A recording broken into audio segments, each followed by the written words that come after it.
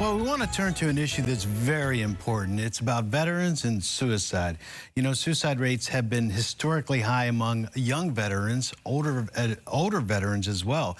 Between 2001 and 2020, the suicide rate among veterans between the ages of 18 and 34 increased by more than 95%. And during that same period, the suicide rate among veterans between the ages of 55 and 74 rose 58%. That's a lot. Joining us this morning to talk about this extremely important issue is Colonel Rob Swanson. He is a retired Air Force officer and has been very close to this.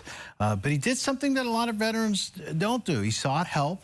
Not only that, he took a lot of action to help others that are struggling with depression. Good morning, sir. Morning. Thank you so much. Good to meet you. I was a weather officer in the Air Force, and so was Colonel Swanson. So we got a lot in common here. First of all, sir, could you just take us through your experience? Yeah, there was a point in my career, my life, where the stressors that were coming at me, the interpersonal issues that I was having, became so overwhelming that I decided to take my own life. And the good Lord kept me alive, and He kept me alive for many different reasons. One of which is the fact that you know, I needed to be here to spread this message of hope and resiliency that will have a positive impact on a lot of the veterans that are dealing with their suicidal ideations. And so my program deals with suicide, active duty members, veterans, and their families. And as a natural outgrowth of the work that I've been doing, I'm a member of the Governor's Task Force on Suicide Prevention, what they call the Governor's Challenge. So what do you think people need to understand about suicide, especially with veterans? The biggest thing is, you know, the most vulnerable period in a veteran's life is that 1 year after they hang up their uniform. Yeah. And it's a tough transition. But what they need to see and what they need to understand is the fact that every suicide leaves a big gaping hole in the lives of people around them. Anywhere between 130 and 150 different people are impacted by that suicide based on how close they are in that relationship with the other members. And they need to see that there are bigger impacts. It's not just a matter of checking out. It leaves a big gaping hole in people's lives. I mean, children of parents who suicide are 50 to 75% more likely to take their own lives. And that's just something that they have to be aware of, and maybe that'll give them pause and decide not to take that. It might, because those are huge numbers. Yes. I mean, I read that. I was astonished. So what do you think is the key to preventing suicide? One is connection. I mean, we have become, you know, in the aftermath of COVID and the like, we have become as connected as we can be on social media and as completely disconnected and alone as possible. And we need to make sure that our friends, our family, our coworkers, and those we love know how important they are to us and have that sense of connection.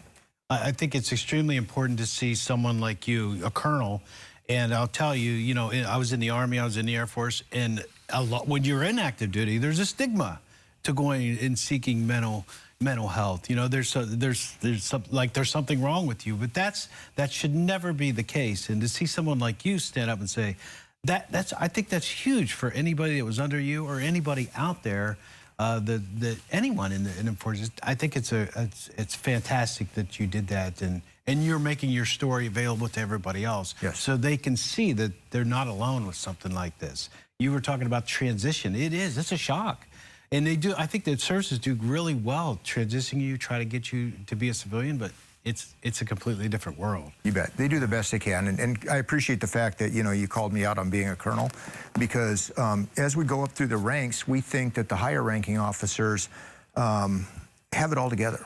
Right. And the realization that we're human, we're vulnerable, we're subject to the same stressors and the same opportunities for life to be considered, you know, quite frankly, overwhelming. And so one of the things that happens when I get up in uniform and I give a presentation is I give people permission. It's like, how do we remove the stigma? We remove the stigma by talking about it and opening the doors to these conversations and providing access to all of these tools that are available. A lot of times you tell somebody who's in a dark place, hey, we have these numbers you can call, but if they don't want to get help, They're not going to. How do we get them to pick up the telephone call?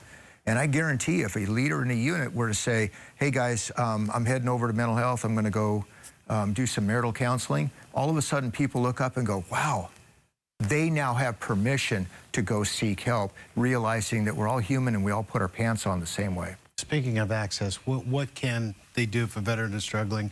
They can call the 988, the national line, and press 1, right? Yeah, and that's a huge new development. So 911, everybody knows it. 988, everybody's going to know it. And I want to tell folks out there, there are some people who say, well, I don't think I'm a veteran. I can't push 1.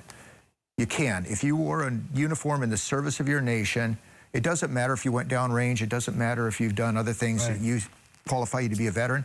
If you've worn a uniform in the defense of your nation, then you are. Yes. Yeah.